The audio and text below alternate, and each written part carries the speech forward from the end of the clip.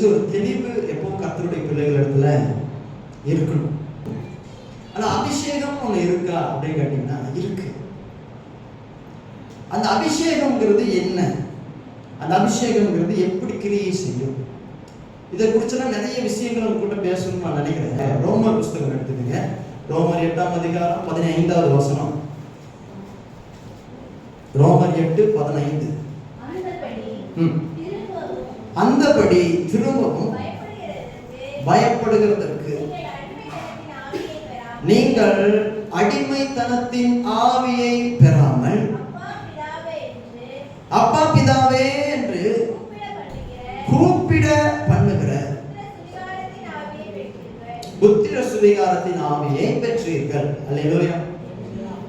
அன்றையும் பாருங்க எப்படிப்பட்டது. அந்தபடியே திரும்பவும் பயப்படுகிறதற்கு நீங்கள் அடிமைத்தனத்தின் ஆவியை பெறாமல் அப்பா பிதாவே என்று கூப்பிடுகிற புத்திர சுவிகாரத்தின் ஆவியை பெற்றீர்கள். ஆமென் சொல்லுங்க. இப்போ பழைய ஏற்பாட்டுல அபிஷேகம்ங்கிற காரியம் இருக்கு, புதிய ஏற்பாட்டுல அபிஷேகம்னு ஒரு காரியம் இருக்கு. கொஞ்சம் நல்லா கவனிச்சீங்கன்னா உங்களுக்கு புரியும். பழைய ஏற்பாட்டுல அபிஷேகம் இருந்துச்சு. எப்படி இருந்துச்சுன்னா, ஆண்டவர் பாருங்க ஆரோனை அபிஷேகம் பண்ணினார். என்னவா அபிஷேகம் பண்ணாரு? ஆசாரியனாய் அபிஷேகம் பண்ணினார். அல்லேலூயா. அப்புறம் தாவீதை குறித்து சொல்லப்பட்டிருக்கிறது, ராஜாவாய் அபிஷேகம் பண்ணினார். சில இடங்களை பார்க்கணும், தீர்க்கதரிசிகளை அபிஷேகம் பண்றாரு. இப்படி அபிஷேகம் அப்படிங்கிறது பழைய ஏற்பாட்டுல வித்தியாசமா இருக்கும். வித்தியாசமா இருக்கும் ஒவ்வொன்றுக்கும் அபிஷேகம். அப்ப அபிஷேகம் என்பது என்னன்னா ஒரு அதிகாரம் மாதிரி. ஆமென் சொல்லுங்க. கர்த்தர் ஒருத்தனை ஆசாரியனா அபிஷேகம் பண்ணிட்டாருன்னா ஒரு அதிகாரம் கொடுத்த மாதிரி, அவன் தான் ஆசாரியன். கர்த்தர் ஒரு மனுஷனை ராஜாவா அபிஷேகம் பண்ணிட்டாருன்னு வச்சுங்களேன், அது ஒரு அதிகாரம் மாதிரி, அவன் தான் ராஜா. ஆமென் சொல்லுங்க. பழைய ஏற்பாட்டுல நிறைய அபிஷேகம் இருக்கு, வித்தியாசமா அபிஷேகம் இருக்கும். ஆனா புதிய ஏற்பாட்டை பொறுத்த வரைக்கும் ஒரே அபிஷேகம் தான் இருக்கு. உங்களுக்கும் எனக்கும் எல்லாருக்கும் ஒரே அபிஷேகம் தான் இருக்கு. அது என்ன அபிஷேகம் தெரியுமா? அவருடைய பிள்ளையாகும் அபிஷேகத்தை கர்த்தர் கொடுத்திருக்கிறார். அல்லேலூயா சொல்லுங்க. எத்தனை பேருக்கு புரியுது? பழைய ஏற்பாட்டுல நிறைய அபிஷேகம் இருக்கு. ஆசாரிய அபிஷேகம், தீர்க்கதரிசி அபிஷேகம், ராஜா அபிஷேகம்.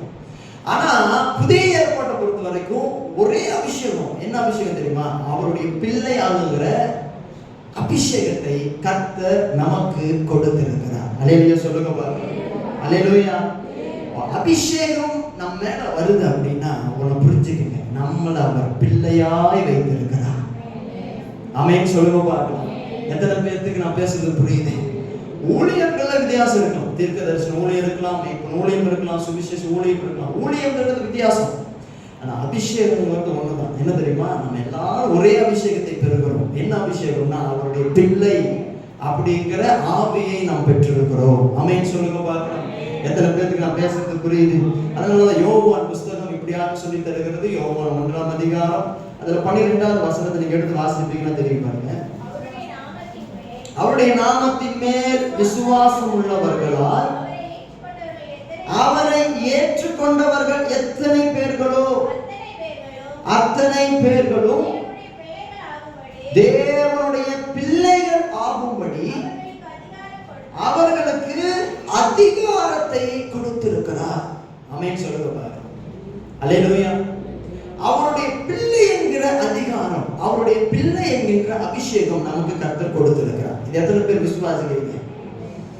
அதனாலதான் பிசாசு நம்மளை பார்த்தாலே எப்படி பார்க்கறாங்க தெரியுமா? நீங்க பிசாசுக்கும் நமக்கும் ஏதாவது வாய்க்கா தகராறு இருந்தால் கஷ்டம். நீங்க யோசிச்சு பாருங்க. பிசாசுக்கும் மனுஷனுக்கும் ஏதாவது சண்டை இருக்கா? மனுஷனுக்கும் பிசாசுக்கும் எந்த பிரச்சனையுமே கிடையாது. ஆனா எந்த பிரச்சனையுமே நமக்கு இல்லைன்னாலும் ஏன் சத்ரு நம்ம மேல அவ்வளவு கோபத்தில் இருக்கான் தெரியுமா? ஏன்னா நாம அவருடைய பிள்ளைகளா இருக்கிறதுனால அவனால அதை தாங்க முடியல. ஆமென் சொல்லுங்க. அல்லேலூயா. எத்தனை பேருக்கு நான் பேசுறது புரியுது? அப்ப எனக்கு பிரியமான ஆண்டவருடைய பிள்ளைகளே, ஒரு நாள புரிஞ்சுக்கங்க. நம்முடைய வாழ்க்கையில கர்த்தர் நமக்கு அபிஷேகத்தை ஏன் கொடுக்கிறார் என்றால், நாம் அவருடைய பிள்ளைகளா இருக்கிறதற்கான அதிகாரத்தை நமக்கு கொடுக்கிறாரு. நீங்க அவருடைய பிள்ளையா மாறணும்னு கர்த்தர் எதிர்பார்க்கிறாரு. நீங்க ஒரு பிள்ளையா இருக்க இருக்கணும்னு கர்த்தர் எதிர்பார்க்கிறார். நம்ம எல்லார் மேலும் அவர் ஒரே ஆவியை ஊற்றுகிறார். எல்லார் மேலும் ஒரே ஆவியை கொடுக்கிறார். என்ன ஆவி அப்படின்னா ஒரே ஆவி, அவருடைய பிள்ளை என்கிற அதிகாரத்தின் ஆவியை நமக்கு அவர் கொடுக்கிறார். அப்ப அபிஷேகம் என்பது எப்படிப்பட்டது? இது ஒரு ஸ்டடி மாதிரி போகும், கொஞ்சம் நல்லா கவனிங்க. அபிஷேகம் என்பது எப்படிப்பட்டது அப்படின்னா வந்து வந்து போறதா இல்ல நம்ம கூடவே இருக்கிறதா அபிஷேகம்? ஆமென். வந்து வந்து போகுமா இல்ல நம்ம கூடவே இருக்குமா? நமக்கு அபிஷேகம் எப்படிப்பட்ட அனுபவமா இருக்குது? வந்து வந்து போகுதா இல்ல நம்ம கூடவே இருக்குதா? ஹலோ, நான் பேசுறது புரியுது? ஞாயிற்றுக்கிழமை சர்ச்சில் நம்ம அபிஷேகத்தில் நிரம்புறோமா? நம்ம கை தட்டி பரிசுத்த ஆவியானவர் வர்றப்போ அந்த பலன் வருது, புது பலன் வருது, அபிஷேகத்தை நம்ம வாங்குறோம். ஆனா ஞாயிற்றுக்கிழமை ஒரு அரை மணி நேரம் அபிஷேகத்தில் நிறைஞ்சிட்டு அப்படியே அது வந்த வண்ணமாவே திரும்பி போயிருது. அல்ல சொல்லுங்க பார்க்கணும். நிறைய பேருக்கு அப்படிதான் அனுபவம் இருக்கு. அப்படியா? ஒருவேளை உங்களுக்குள்ள அபிஷேகம் இருந்துச்சு அப்படின்னா நம்ம வாழ்க்கை மாறணும். ஆமென் சொல்லுங்க. அதுதான் அபிஷேகத்தினுடைய கிரியை. நான் சர்ச்சில் போய் கை தட்டுறதுனாலையும் அந்நிய பாஷை பேசி நான் ஆவியில நடந்துட்டு சர்ச்சை விட்டு வெளியில வந்த உடனே பழைய வாழ்க்கையே வாழ்றேன். அப்போ அபிஷேகம் எனக்குள்ள வந்த அபிஷேகம் இப்ப எங்க போச்சு? இதுதான் இன்னைக்கு நம்ம பார்க்கணும். அபிஷேகம்ங்கிறது அந்த ஒரு நிமிஷம் வந்துட்டு அப்படியே காணாம போகிற ஒண்ணா அப்படின்னு கேட்டா அது கிடையாது. ஒரு மனுஷன் உண்மையாலுமே அபிஷேகத்தில் நிரம்புறான்னா அவனோட கூட அபிஷேகம் தங்கி இருக்கும். அல்லேலூயா சொல்லுங்க பாருங்க. தங்கி இருக்கும், அதுதான் அபிஷேகம். அப்படி தங்கலன்னா அது அபிஷேகம் இல்லை. அல்லேலூயா சொல்லுங்க பாருங்க. அல்லேலூயா. ஏன் நமக்குள்ள இருக்கிற அபிஷேகம் வெளியில வர மாட்டேங்குது தெரியுமா? இதை மட்டும் ஒரு சில காரியங்கள் நான் பார்க்கலாம். ஏன் நமக்குள்ள இருக்கிற அபிஷேகம் வெளியில வர மாட்டேங்குதுன்னா ஒண்ணு நீங்க புரிஞ்சுக்கணும். நம்முடைய சுயம் இருக்குது பாருங்க. நம்முடைய சுயம் அபிஷேகத்தை அப்படியே மூடி போட்டுருக்கு. சொல்லுங்க, சுயம், என்னுடைய சுயம் என்னுடைய அபிஷேகத்தை மூடுது. அபிஷேகம்ங்கிறதே கர்த்தர் எதுக்காக கொடுக்குறாரு தெரியுமா? அபிஷேகம்ங்கிறதே கர்த்தர் என் சுயத்தை உடைக்கிறதுக்காக தான் கொடுக்குறாரு. ஆனா நாம என்ன பண்றோம்னா நம்முடைய சுயத்தை வச்சு அபிஷேகத்தை அப்படியே மூடுறோம். இப்ப என்ன நடக்குதுன்னா எனக்குள்ள அபிஷேகம் இருக்குது, ஆனா அது வெளியிலேயே தெரியாத அளவுக்கு என்னுடைய சுயம் அதை அப்படியே மூடி வச்சிருக்கு. அல்லேலூயா சொல்லுங்க பாருங்க. நீ கர்த்தர் என்ன விரும்புறாரு தெரியுமா? நீங்க சுயத்தை உடைச்சு அபிஷேகத்தை வெளியில கொண்டு வரணும்னு விரும்புறாரு. ஹலோ, நான் பேசுறது எனக்கு புரியுது? உங்க சுயத்தை உடைச்சாதான் உங்களுக்குள்ள இருக்கிற அபிஷேகம் வெளியில வரும். சுயம்னா என்ன? எனக்காக இருக்கிறது, நான், என்னுடையது, என் வாழ்க்கை என்னுடையது. இப்படியே சுயமா வாழ்ற வாழ்க்கை, கோபம், எரிச்சல், கசப்பு, வெறுப்பு, என் மனசுல 1008 கேள்வி, பழைய பாவம், இதெல்லாம் சுயம். ஆண்டவர் சொல்றாரு, இன்னைக்கு உன் சுயத்தை நீ உடைச்சு உனக்குள்ள இருக்கிற அபிஷேகத்தை நீ வெளியில கொண்டு வரணும். எத்தனை பேருக்கு நான் பேசுறது புரியுது? அல்லேலூயா. நிறைய பேர் நான் ஆவியில உணர்றேன் சிஸ்டர். இங்க இருக்கிற நிறைய பேர் ஆவியில உணர்றேன் பிரதர். உங்க வாழ்க்கையில ஆண்டவர் எவ்வளவு பெரிய அபிஷேகத்தை வச்சிருக்கிறாருன்னா அது ஒரு பெரிய அபிஷேகம். ஆனா நீங்க உங்க சுயத்தை கொண்டு வந்து வச்சு வச்சு வச்சு வச்சு வச்சு இன்னைக்கு உங்களுக்கு இருக்கிற அபிஷேகத்தையே இழந்த மாதிரி உட்காந்துக்கிறீங்க. இன்னைக்கு ஆவியானவர் என்ன விரும்புறாரு அப்படின்னா உங்க சுயத்தை இன்னைக்கு ஆண்டவர் சமூகத்துல உடைச்சிருங்க, போட்டு உடைங்க. அதை காப்பாற்றணும்னு நினைக்காதீங்க. உங்க சுயத்தை காப்பாற்றணும், என்னுடைய வாழ்க்கையை காப்பாற்றணும், என்னுடைய சுயத்தை காப்பாற்றணும்னு நினைக்காதீங்க. உங்க சுயத்தை எப்ப நீங்க உடைக்கிறீங்களோ அப்பதான் உங்களுக்கு கொடுக்கிற அபிஷேகம் வெளியே வரும். அல்லேலூயா சொல்லுங்க பாருங்க. அல்லேலூயா. கிதியோன், வேதத்துல கிதியோனை குறிச்சு வேதம் சொல்லுது. நியாயாதிபதிகள் 7ஆம் அதிகாரம் நீங்க எடுத்து வாசிச்சு பாருங்க. கிதியோன் யுத்தம் பண்றதுக்காக போகிறப்ப என்ன நடக்குது பாருங்க. கர்த்தர் சொல்றாரு, கிதியோன் ஒரு மண் பாண்டத்தையும் தீ வட்டி எடுத்துட்டு போறாரு. இந்த வசனத்தை வாசிங்க. அந்த 16வது வசனத்துல வாசிங்க.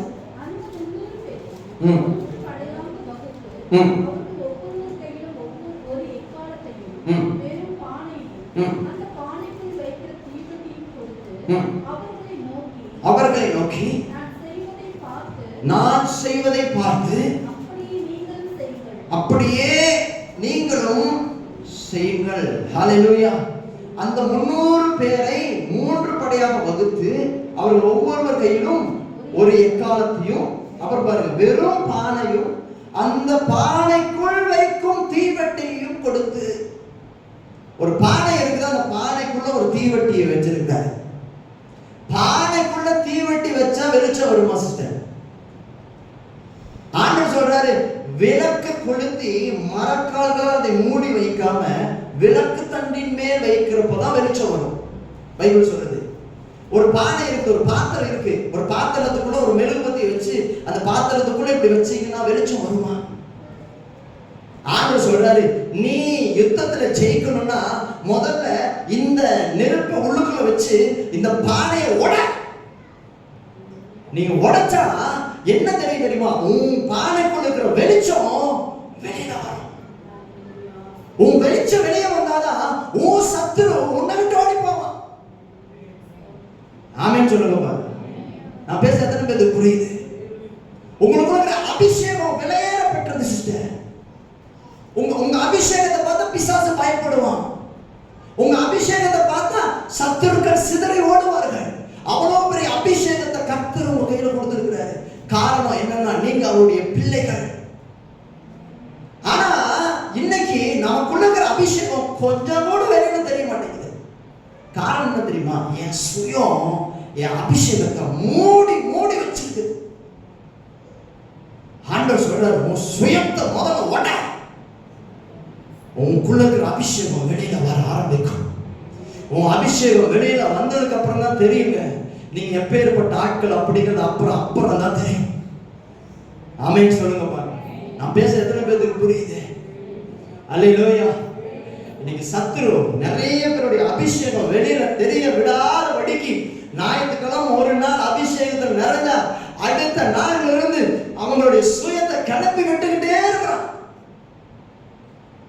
தூற்றி போட்டுக்கிட்டே இருக்கிறான்.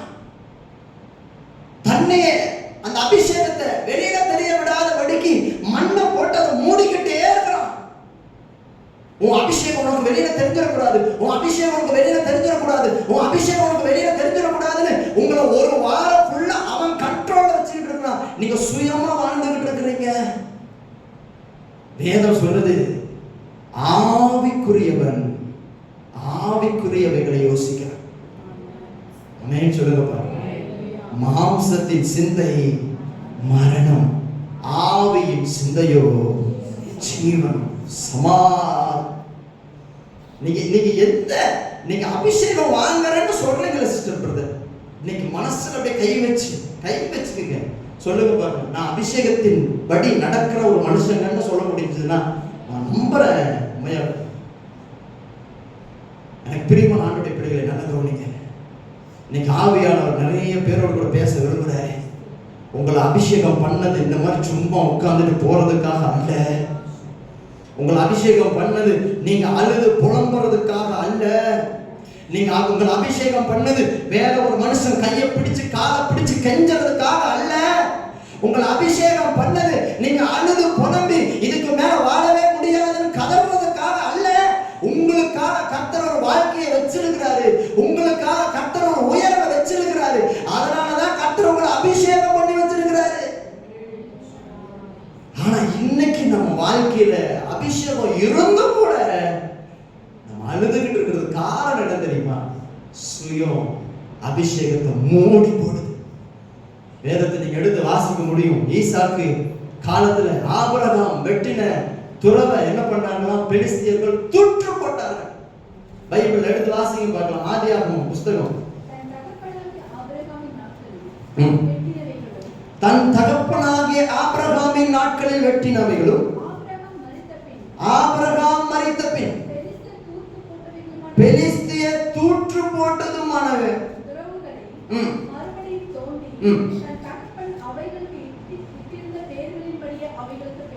பாருங்க 12வது வசனத்தை வாசிங்க. ஈசாக்கு அந்த தேசத்தில் விதை விதைத்தான், கர்த்தர் அவனை ஆசீர்வதித்ததினால் அந்த வருஷத்தில் 100 மடங்கு பலன் அடைந்தான்.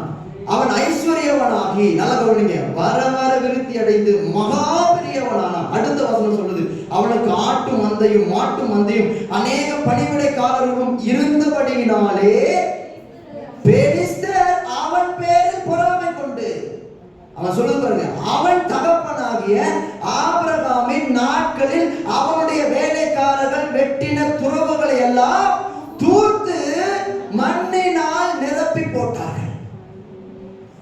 ஆமென் சொல்லுங்க. ஏங்க ஆபிரகாமோட தூற்றை இவனுக்கு மூடி போடணும்? இவனுக்கு ஏன் தெரியுமா? ஈசாக்கு வளர்றது அவனுக்கு பிடிக்கல. ஏன் தெரியுமா? பிசாசு உங்க அபிஷேகத்தை மூடி போடுறான். நீங்க வளர்றது அவனுக்கு பிடிக்கல. அதனாலதான் உங்களுக்காக நம்ம அப்பா தோண்டி வச்ச துறவை எல்லாம் இன்னைக்கு தூற்று போட்டு போயிடும். அல்லேலூயா, அல்லேலூயா. இன்னைக்கு ஆண்டவர் சொல்றாரு, பிசாசு உங்க வாழ்க்கையில என்னென்னதெல்லாம் தூற்று போட்டானோ, மண்ணினால் அதை மூடி போட்டானோ, இன்னைக்கு இயேசுவின் நாமத்தினால் அதெல்லாம் தோண்டி எடுக்கணும். அல்லேலூயா சொல்லுங்க பாருங்க. நான் பெருக, நான் வாழ, என் அப்பா எனக்காக ஒரு துறவை தோண்டி வச்சுட்டு போனா, இந்த பிசாசு என்ன பண்றான் தெரியுமா? என்னுடைய துறவை எல்லாம் மூடி போடுறான். எதனால மூடி போடுறான்? மண்ணினால் மூடி போடுகிறான். மண்ணுக்காக மாணிக்கத்தை விட்டிட மாட்டேன், வேற மண்ணுக்காக மாணிக்கத்தை. புரியுதா உங்களுக்கு? எது மண்ணுன்னா என்ன? நம்ம கையில் இருக்குது பாருங்க, பணம், அது ஒரு மண்ணு. உங்களுடைய சொத்து இருக்குது பாருங்க, அது ஒரு மண்ணு. உங்களுடைய சொந்தம் இருக்குது பாருங்க, அது ஒரு மண்ணு. மண்ணுன்னா அந்த பூமிக்குரியதுன்னு அர்த்தம். ஆமென் சொல்லுங்க பாருங்க. இந்த பூமிக்குரியதை எல்லாம் கொண்டு வந்து உங்க கண்ணு முன்னாடி வச்சுதான் உங்க அபிஷேகத்தையே உங்களை பார்க்க விடாத அளவுக்கு பிசாசு எல்லாத்தையும் தூற்று போட்டான். இன்னைக்கு ஆவியானவர் என்ன விரும்புறாருன்னா, பிசாசு தூற்று போட்டதை திரும்பவும் நீங்க தோண்ட ஆரம்பிக்கணும். திரும்பவும் நீங்க தோண்ட ஆரம்பிக்கணும். நீங்க பழகி பெருகணும் சிஸ்டர், பிரதர். நீங்க பழகி பெருகணும். நீங்க பழகி பெருகணும்னா நம்ம அப்பா தோண்டி வச்ச துறவை மறுபடியும் தோண்ட ஆரம்பிக்கணும். உங்க அபிஷேகத்தை நீங்க வச்சுட்டு சும்மா இருக்காதுங்க. உங்க அபிஷேகம் விலையேற பெற்றது. பிசாசுல பார்த்தா பயப்படுவான். பிசாசுக்கு தெரியுங்க, இன்னைக்கு நீங்க 10,000 ரூபாய் சம்பாதிக்கிறீங்க, 15,000 சம்பாதிக்கிறீங்க, 20,000 சம்பாதிக்கிறீங்க. நீங்க நினைக்கிறீங்க, நான் 20,000 ரூபாய் சம்பாதிக்கிறேன். இல்லங்க, உங்க மேல இருக்கிற அபிஷேகம் 20,000 விடவும் பெருசுங்க. உங்க சொந்த பந்தத்தை விடவும் பெருசுங்க. உங்க சொத்தை விடவும் பெருசுங்க. அதனாலதான் இதெல்லாம் முன்னாடி கொண்டு வந்து வச்சு மொத்தமா பிசாசு மறைச்சிட்டான். ஆதாம் ஏவாளுடைய காலத்துல நீங்க பாப்பீங்கன்னா, ஆதாம் ஏவாள் பாருங்க, அவ்வளோ அதிகாரத்தை கர்த்தர் கொடுத்திருந்தாரு. ஆதாம் ஏவாளுக்கு பிசாசு எதை கொடுத்தான்? ஒரு சின்ன பழத்தை கொடுத்தான். ஹலோ, புரியுதா உங்களுக்கு? ஒரு சின்ன பழத்தை கொடுத்து மொத்தத்தையுமே அவங்கிட்ட படிச்ச மாதிரி இன்னைக்கு பிசாசு உங்ககிட்ட இருக்கிற அபிஷேகத்தை எப்படி மூடி போறான் தெரியுமா? ஆண்டவர் பெரிய காரியத்தை உங்களை கொண்டு செய்யணும்னு வச்சிருக்கிறப்போ பிசாசு இந்த உலகத்திற்குரிய சின்ன சின்ன காரியங்கள் எல்லாம் உங்க கண்ணு முன்னாடி காமிச்சு நீங்க நினைக்கிறீங்க, நான் ரொம்ப புத்திசாலிங்க, நான் ரொம்ப புத்திசாலி, எனக்கு எல்லாம் தெரியும், நான் ரொம்ப சம்பாதிக்கிறேன், நான் சந்தோஷமா இருக்கிறேன். நான் சொல்றேன், உண்மையாலுமே நீங்க ஏமாந்துகிட்டு இருக்கிறீங்க சிஸ்டர், பிரதர். நீங்க ஏமாந்துட்டு இருக்கீங்க. ஏன் போஸ்ட் அப்படி சொல்றீங்கன்னு கேட்குறீங்கன்னா, உங்க அபிஷேகம் இதை காட்டிலும் விலையேற பெற்றது. உங்க அபிஷேகத்துடைய வேலை உங்களுக்கு புரியல. உங்க அபிஷேகத்தை மட்டும் நீங்க பார்க்க ஆரம்பிச்சிட்டீங்கன்னா, உங்க அபிஷேகம் மட்டும் உங்களுக்குள்ள இருந்து வெளியில வர ஆரம்பிச்சிருச்சுன்னா, அதுக்கப்புறம் நீங்க ஆசீர்வாதிக்கப்பட்ட ஒரு மனுஷனா இருப்பீங்க. அல்லேலூயா சொல்லுங்க பாருங்க. பிசாசு எப்படிப்பட்டவன் தெரியுமா? நாம பழகி பெருகிறது அவனுக்கு பிடிக்கவே பிடிக்காது. ஆனா இன்னைக்கு கர்த்தர் சொல்றாரு, நீ தோண்ட ஆரம்பிங்க. எப்படி பாஸ்டர் தோண்டுங்க? ஜெபம் பண்ண ஆரம்பிங்க. ஆண்டவர் சமூகத்தில் ஒப்பு கொடுக்க ஆரம்பிங்க. ஆண்டவர்கிட்ட பேசுங்க. மண்ணுக்காக இவ்வளவு பெரிய மாணிக்கத்தை நான் விட்டுட்டேன். இந்த மண்ணுக்காக இவ்வளவு பெரிய ஆசீர்வாதத்தை நான் விட்டுட்டேன். எத்தனை பேர் சொல்றீங்க இயேசுவை போல யாரும் இல்லை போய் இதுவரை கண்டதில்லை காண்பதும் இல்லை. இயேசுவை போல யாரும் இல்லை கோவில் இதுவரை கண்டதில்லை காண்பதும் இல்லை. உள்ளவரை கோவிலே போதும் வேறே வேண்டாம் என்ன நம்பரேசுவே. மண்ணுக்காக மாணிக்கத்தை விட்டிட மாட்டேன் வேறும் மண்ணுக்காக. ஹல்லேலூயா ஹல்லேலூயா. நல்ல சத்தமுறையிலே சொல்லுங்க பார்க்கலாம். ஆமென். இன்னைக்கு ஆண்டவர் சமூகத்தில் ஒரு தீர்மானம் எடுக்க சிஸ்டர். இந்த மண்ணுக்காக என் மாணிக்கத்தை நான் விட மாட்டேன். உலகத்துல சின்ன சின்ன ஆசைகளுக்காக என் அபிஷேகத்தை நான் விட்டு கொடுக்க மாட்டேன்.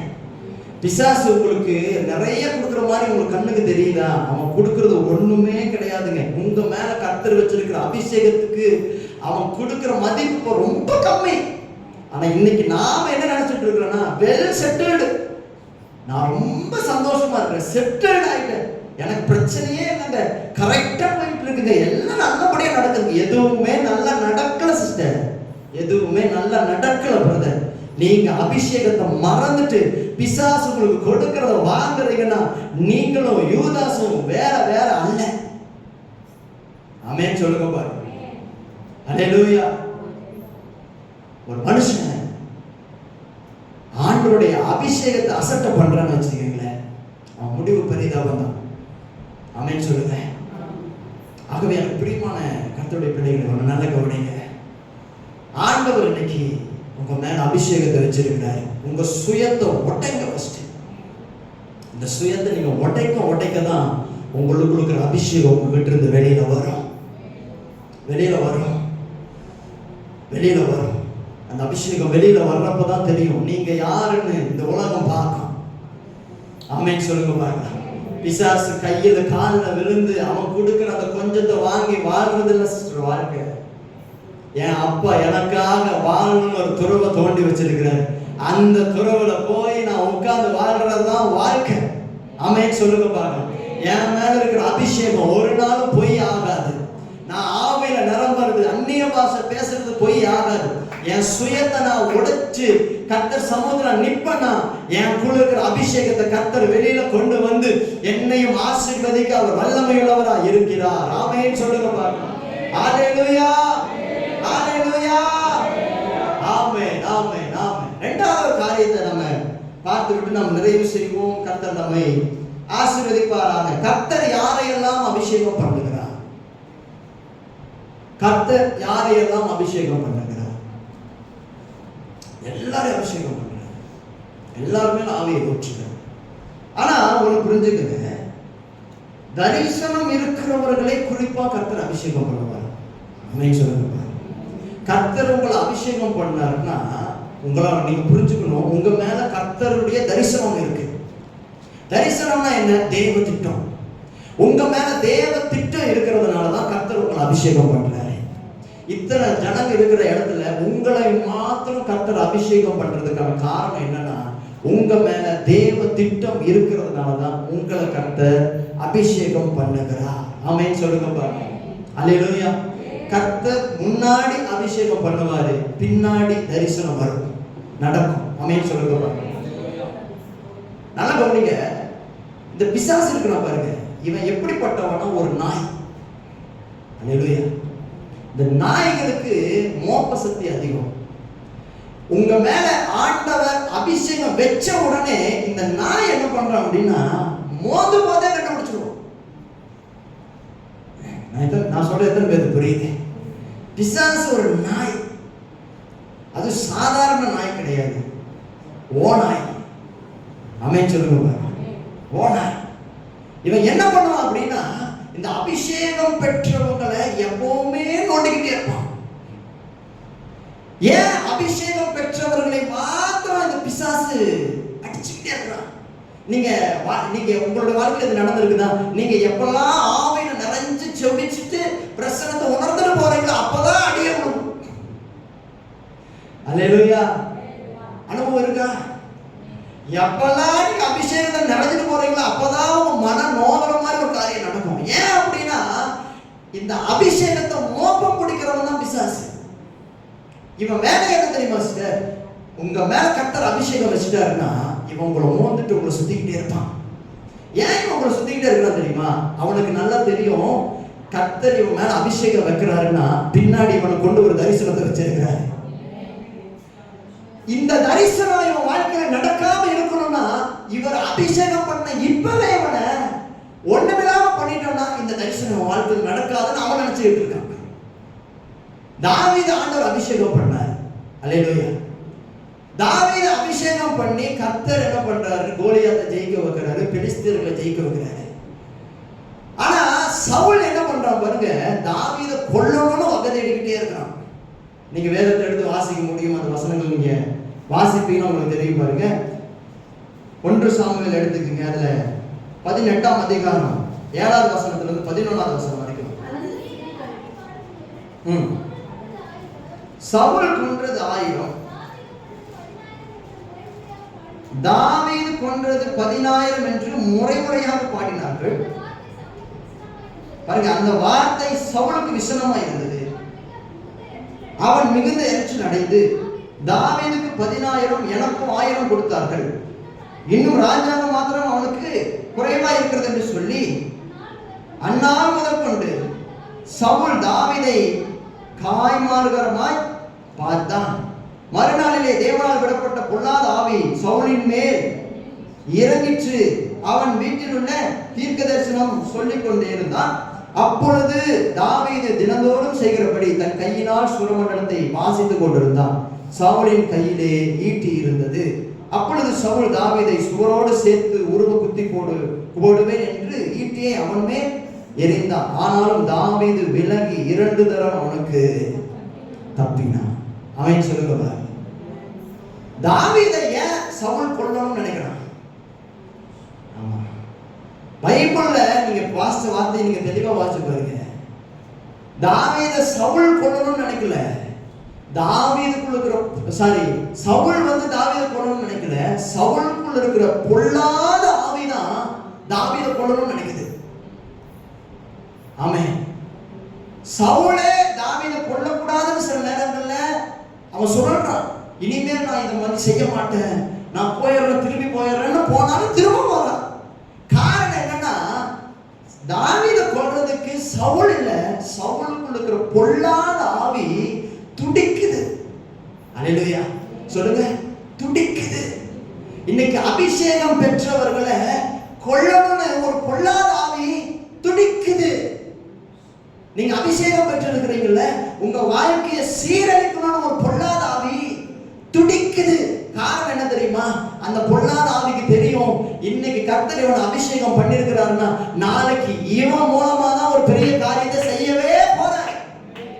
அல்லேலூயா சொல்லுங்க. அதனால அந்த பொல்லாத ஆவி என்ன பண்ணுதுன்னா அபிஷேகம் பெற்றவர்களை மாத்திரம் குறி வச்சு அவங்களை எப்படியாச்சும் இந்த அபிஷேகத்திலிருந்து வெளியே தள்ளணும்னு துடிச்சுக்கிட்டு இருக்கு. அல்லேலூயா சொல்லுங்க. அல்லேலூயா. சவுலோடு பொல்லாத ஆவி இருந்தது, தாவீதோட யார் இருந்தா?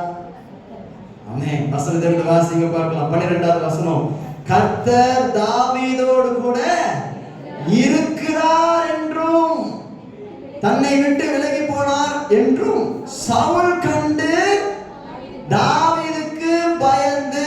அல்லேலூயா சொல்லுங்க பார்க்கலாம். சவுலோடு பொல்லாத ஆவி இருந்தா ஏன் கூட கர்த்தர் இருக்கிறார். ஆமென் சொல்லுங்க பாருங்க. நீங்க விசுவாசிக்கிறீங்களா சிஸ்டர் பிரதர்? என் வாழ்க்கையில எப்பேற்பட்ட பிசாசு எந்திரிச்சு வந்தாலும் எனக்கு பயம் கிடையாது. அபிஷேகம் பண்ணவர் என் கூட தான் இருக்கிறாரு. அல்லேலூயா. அவர் சொன்னதை செய்யும் அளவு என்னை கைவிடவே மாட்டார். என் வாழ்க்கை அழிச்சு போடணும்னு எழுந்து நிற்கிற அந்த பொல்லாத ஆவியை ஒரே வார்த்தையினால் அவர் கட்டி போடுவார். அல்லேலூயா சொல்லுங்க பாருங்க. அல்லேலூயா. அல்லேலூயா.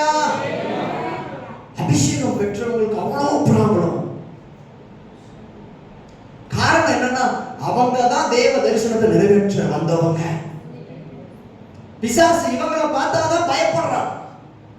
அபிஷேகம் பெற்றவங்க ஜெபம் பண்ணா பிசாசு பயப்படுவான். அபிஷேகம் பெற்றவங்க கர்த்தர் சமூகத்தில் நின்னா பிசாசு பயப்படுவான். அதனாலதான் அவன் தெளிவா இருக்கிறாங்க. உங்களுக்கு நிறைய கொடுக்குறான், நிறைய கொடுக்குறான், நிறைய கொடுக்குறான். இந்த அபிஷேகத்தை மட்டும் நீ பார்த்துடாதப்பா. உன் மேல இருக்கிற அபிஷேகத்தை மட்டும் நீ கவனிச்சிடாத. உன் அபிஷேகம் ஒரு ஓரமா இருக்கட்டும். நீ என்ன பாரு, என்ன பாருன்னு உங்களை அவன் பக்கமா திருப்பிக்கிட்டு இருக்கிறான். எனக்கு பிரியமான ஆண்டுடைய பிள்ளைகளை இன்னைக்கு நிறைய பேர் கூட கர்த்தர் பேச விரும்புகிறார். ஆதியில உங்களை கர்த்தர் அபிஷேகம் பண்ணின பொழுது நீங்க கர்த்தர் கூட இருந்தீங்க. அவருக்காக எதையும் செய்யறதுக்கு நீங்க தயாரா இருந்தீங்க. ஆனா இன்னைக்கு காலம் மாறிடுச்சு. நீங்க நிறைய உங்களுடைய சூழ்நிலைகளை சொல்லலாம். இவ்வளவு கமிட்மெண்ட் இருக்கு பாஸ்டர், இவ்வளவு விஷயம் இருக்கு, இதையெல்லாம் எப்படி நான் விட முடியும், இதெல்லாம் எனக்கு முக்கியம் முக்கியம் முக்கியம் நீங்க சொல்லலாம். ஆனா நான் ஒண்ணு சொல்றேன் கேளுங்க, இதை எல்லாத்தையும் விடவும் உங்க மேல இருக்கிற அபிஷேகம் தான் சிஸ்டர் பிரதர் முக்கியம். ஆமென் சொல்லுங்க. இப்ப சொல்லுங்க, மண்ணுக்காக மாணிக்கத்தை வேற மண்ணுக்காக மாணிக்கத்தை, ஓ மண்ணுக்காக மாணிக்கத்தை வெட்டிட மாட்டேன், வேற மண்ணுக்காக மாணிக்கத்தை வெட்டிட மாட்டேன். அல்லேலூயா, அல்லேலூயா. யோசேப்பு நல்ல பையன். ஆனா இந்த யோசேப்புக்கு எதிராக சகோதரர்கள் ஏன் எழுப்பணும் யோசிச்சுப்பாரு. அபிஷேகம் பெற்றவங்க மேல பிசாசுடைய கண்கள் எப்பவும் எரிச்சலா இருக்கு. ஆனா இன்னைக்கு ஆவியானவர் சொல்றாரு, உங்க சுயத்தை உடைங்க. இது கிடையாது நீங்க, இது கிடையாது சிஸ்டர் நீங்க. கர்த்தர் உங்களை பார்க்கிற விதமே வேற விதம். உங்க சுயம், உங்க கோபம், உங்க எரிச்சல், உங்க இருதயத்தில் இருக்கிற பொல்லாத காரியம் எல்லாத்தையும் உடைங்க. சம்பட்டி வச்சு அடிச்சு உடைங்க. சத்தியம் என்கின்ற சம்பட்டி எடுத்து நொறுக்குங்க. உங்க சுயம் எப்போ உடையுதோ அப்போ உங்களுக்கு இருக்கிற அபிஷேகம் அனலாய் வெளியில வரும். அன்னைக்கு பிசாசு உங்க வாழ்க்கையை விட்டே ஓடி போவான். அன்னைக்கு நீங்க சொல்லுவீங்க, நான் பழுகி பெருக கர்த்தர் எனக்கு ஒரு ரெகவோத்தை கட்டளையிட்டு இருக்கிறார். நான் பழுகி பெருக கர்த்தர் எனக்கு ஒரு ரெகவோத்தை. இவ்வளவு நாட்களா யார் யார் பின்னாடியே நான் இருந்தேன். ஆனா இப்போ நான் பழுகி பெருக எனக்காக என் அப்பா ஒரு இடத்தை ஆயத்தப்படுத்திட்டேன். அல்லேலூயா.